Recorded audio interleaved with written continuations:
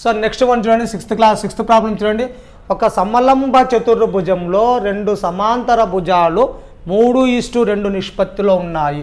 అంటే ఈ ట్రెపీజియం బొమ్మ గీసేసి దీంట్లో సమాంతర భుజాలు ఇవి రెండు కాబట్టి 3:2 అంటే ఒకటి 3x అనుకోండి, ఒకటి 2x అనుకోండి. వాటి మధ్య దూరం ఇది h ఎంత 15 సెంటీమీటర్లు. దాని వైశాల్యం ఇచ్చాడు. అంటే ఇక్కడ చూడండి, వైశాల్యము = 225 సెంటీమీటర్స్. సో వైశాల్యం సూత్రం ఏమప్పుడు h/2 ఆఫ్ a + b = 225 అవుతుంది. h ఎంత ఉంది 15, 15/2 a ఎంత ఉంది 3x + 2x = 225. భిన్న మొదలు పోతే తిప్పి పడుతుంది. 3x + 2x ఎంత 5x = 225 × 2/15. 15 1 = 15, 15 5 = సో 5x = ఎంత అవుతుందండి 30 అవుతుంది. x = 30/5. ఎందుకంటే 5x అంటే 5 × x అని అర్థం. 5x అంటే 5 × x అన్నాడు. సో ఈ విధంగా చేసుకో. అయితే క్వశ్చన్ ఏమన్నాడు, సమాంతర భుజాల కొలతలు అన్నాడు. సో దేర్ఫోర్ సమాంతర భుజాల కొలతలు = ఏమవుతుంది, ఒకటి 3x ఉంది, ఒకటి 2x. 3 × 6, 3 6 ఎంత 18, 2 × 6, 2 6 ఎంత 12 సెంటీమీటర్స్ అవుతాయి. అంటే ఈ విధంగా మనం చేసుకోవచ్చు. నెక్స్ట్ 7th లెక్క చూడండి. ఒక సమలంబ చతుర్భుజ వైశాల్యం అంటే సమలంబ చతుర్భుజం గీసేయండి. ఎంత ఉంది 4:1 భుజాల మధ్య నిష్పత్తి. అంటే ఇది 4x, ఇది x అయిపోయింది. వాటి మధ్య లంబ దూరం h = 10 సెంటీమీటర్. ఇలా లెక్క గీసుకుంటే మనకు చాలా ఈజీ అవుతాయి. వైశాల్యం వాడు లెక్కలో ఇచ్చాడండి. అతను వైశాల్యం ఎంత ఇచ్చాడు 500 సెంటీమీటర్స్. వైశాల్యం సూత్రం ఏమి h/2 ఆఫ్ a + b = ఎంత ఇచ్చాడు 500 అని అర్థం. సో ఏమవుతుంది అప్పుడు h ఎంత ఉంది 10/2 ఆఫ్ a ఎంత 4x + 5x xే 4x + x = ఎంత అవుతుంది 500. 2 1 2 5 కిందికి వెళ్తే బై అవుతుంది. 5x = 500/500 x = 500/5. 5 1 500. సో x = ఎంత వస్తుందమ్మా 100. సో చూడండి, అంటే 4x కాబట్టి 5x అవుతుంది, 10 కాబట్టి 10/2 ఎంత వస్తుంది 100 వస్తుంది.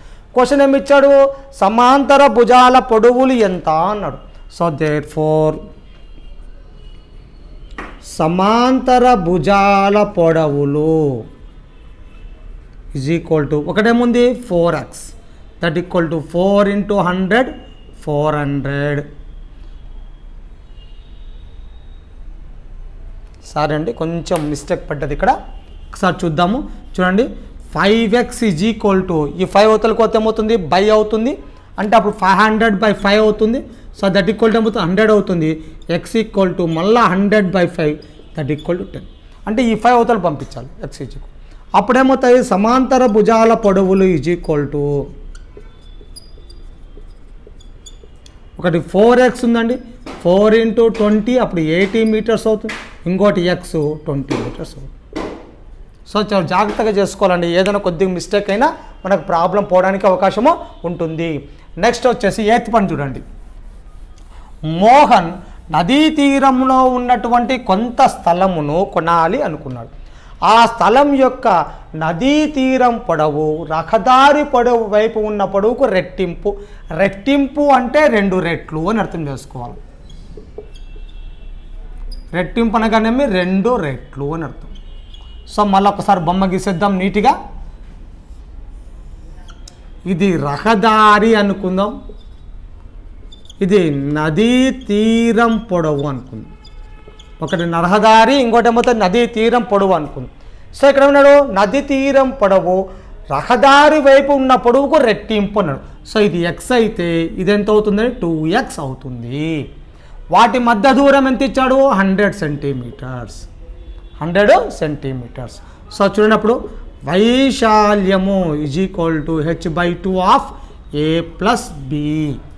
అప్పుడేమవుతుంది that is h/2 of a + b వైశాల్యం ఎంత ఇచ్చాడండి మనకు 10,500 సెంటీమీటర్ స్క్వేర్. హెచ్ ఎంత ఉంది 100. సో 100/2. ఏ ఎంత ఉంది 2x, బి ఎంత ఉంది x. అంటే ఇది ఏ అవుతుందండి, ఇదేమవుతుంది బి.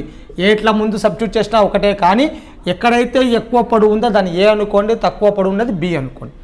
ఈక్వల్ ఏమవుతుంది 10,500. 2 1 2 50. 50 కిందకి పంపిద్దాము. 2x + x ఎంత 3x equal to 10,500/50. 0 0 cancel. 5 2 10, 5 1 0. So x equal to మళ్ళీ 210/3. సో ఏమవుతుందమ్మా 70. ఎందుకంటే 3x అంటే 3 × x. క్వశ్చన్ ఏమడిగాడు, నదీ తీరం వెంబడున్న పొడవు ఎంత. నదీ తీరం వెంబడున్న పొడవు ఎంత అనుకున్నాం 2x.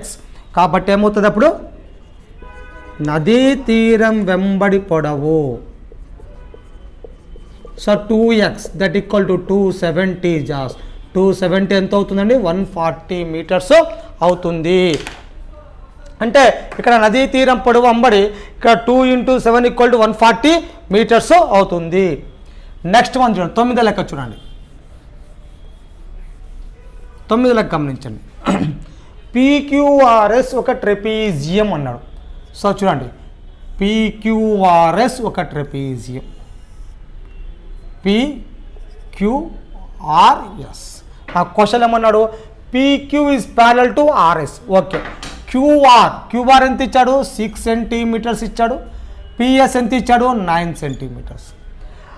దాని చుట్టూ కొలత 45 సెంటీమీటర్లు అయితే PQRS మధ్య లంబ దూరం 8 సెంటీమీటర్లు. దీని లంబ దూరం 8 సెంటీమీటర్. చుట్టూ కొలత అన్నాడు.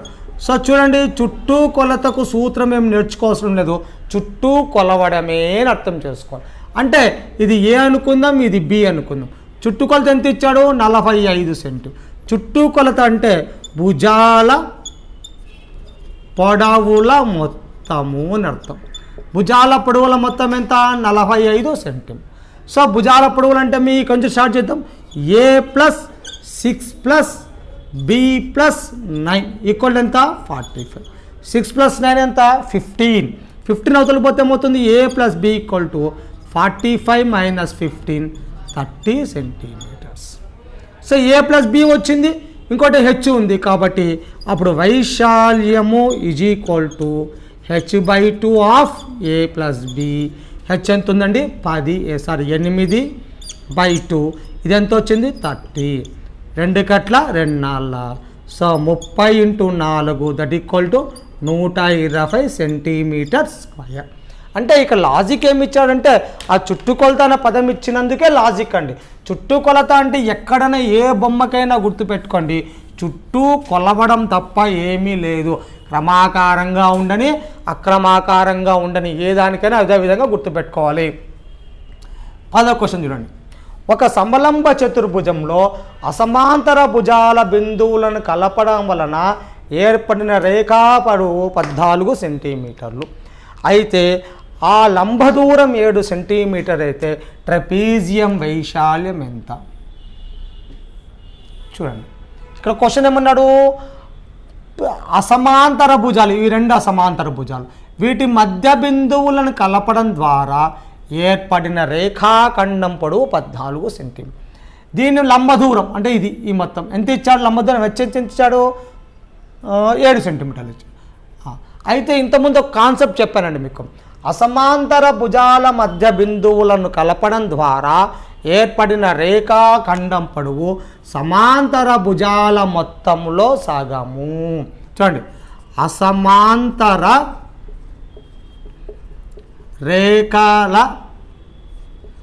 మధ్య బిందువులను కలపడం ద్వారా ఏర్పడిన రేఖాఖండం పొడవు = సమాంతర భుజాల మొత్తములో సగము అంటే /2 అన్నట్టు. సమాంతర భుజాలు ఏమున్నాయండి A + B/2. A + B/2 ఎంత ఇచ్చాడు మనకు 14 సెంటీమీటర్లు ఇచ్చాడు. అయితే ఇక్కడ క్వశ్చన్ ఏమి ఇచ్చాడు, ట్రెపీజియం వైశాల్యం అడిగాడు. సో దేర్ ఫోర్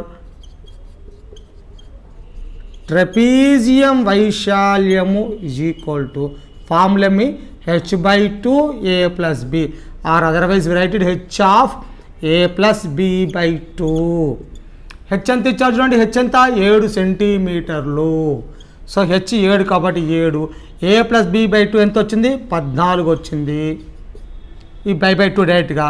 సో 14 ఎంత 98 సెంటీమీటర్ స్క్వేర్ మనకేమవుతుంది ట్రెపీజియం వైశాల్యము అవుతుంది.